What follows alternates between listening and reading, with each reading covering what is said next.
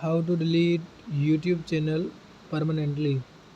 Hello everyone, in this tutorial I am showing that how to delete YouTube channel permanently. First of all, open the YouTube app. Now log in into your account you want to delete.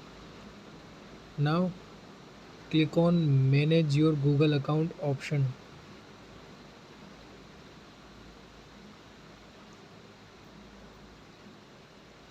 Now click on data and privacy. Scroll down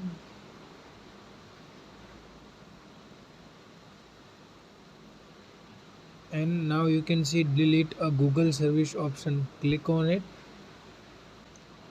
Now enter your password. Click on next. Now you can see YouTube option. Click on delete button. Now click on I want delete my content. Check these two option. Click on delete my content. Enter your Gmail address. Click on delete my content. That's it. Thanks for watching. Follow for more such helpful videos.